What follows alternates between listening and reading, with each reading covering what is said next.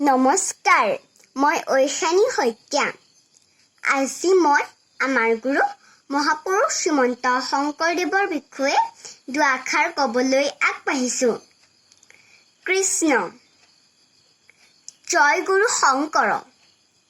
আজি মহাপুৰুষ শ্ৰীমন্ত শংকৰদেৱ গুৰুজনাৰ 572 সংখ্যক আৱিৰ্ভাৱ মহোৎসৱ।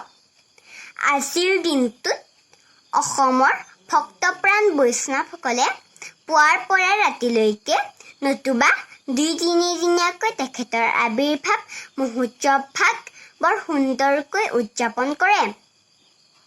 মহাপুৰুষ শ্ৰীমন্ত শংকৰদেৱ 1371 শকৰ আহিন মাহৰ শুক্লা দশমী তিথিত নগাঁৱৰ আলিপুখুৰী নামৰ এখন ঠাইত জন্মগ্ৰহণ কৰিছিল। তেখেতৰ পিতৃৰ নাম আছিল কুসুম্বৰ ভূঞা আৰু মাতৃৰ নাম আছিল সত্যা সন্ধিয়া। সৰুতে পিতৃ-মাতৃৰ বিয়োগতাত আইতা শ্বেৰসুতীয়ে শংকৰক লালন পালন কৰি ডাঙৰ দীঘল কৰিছিল।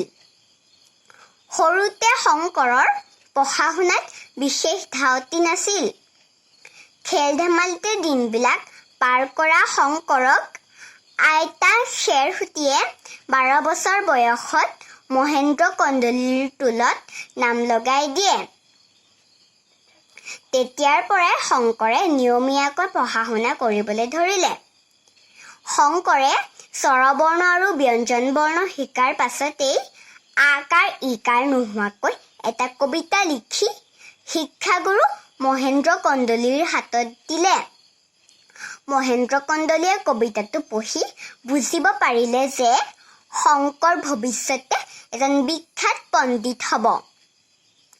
কবিতাটো আছিল কৰ তল কমল কমল দল নয়ন ভৱ দৱ দহন গহন বন শয়ন ইত্যাদি।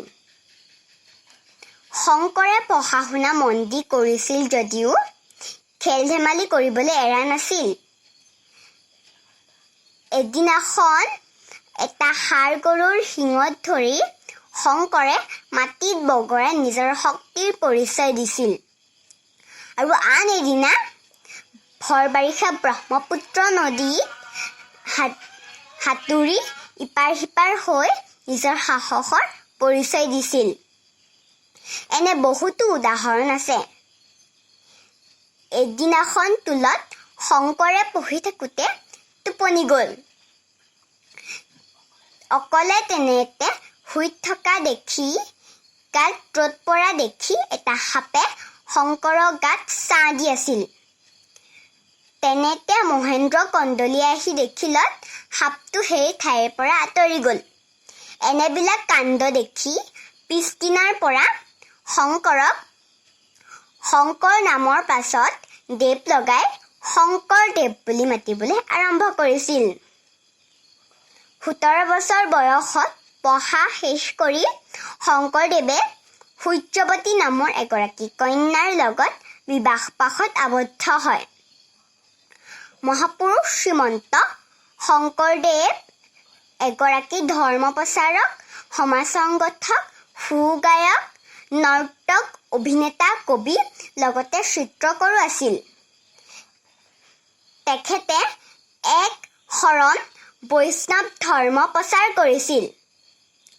এই ধৰ্মৰ মূলমন্ত্ৰ আছিল এক তেওঁ এক হেও এক বিনে নাই কেও। অসমীয়া সাহিত্যত শংকৰদেৱৰ অপৰিসীম অৱদান আছে।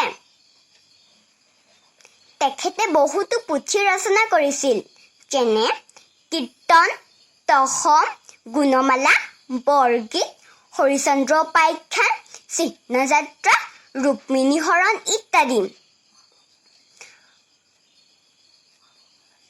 মহাপুৰুষজনে সৃষ্টি কৰা নামঘৰ আৰু সত্ৰ অসমীয়া সংস্কৃতিৰ বৰসূতা।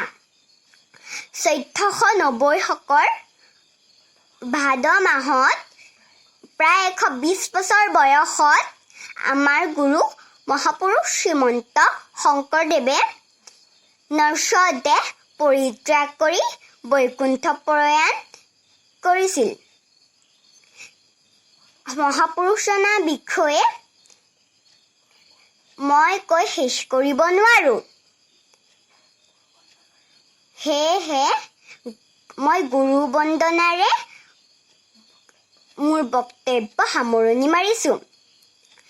কৃষ্ণ। শ্ৰীমন্ত শংকৰ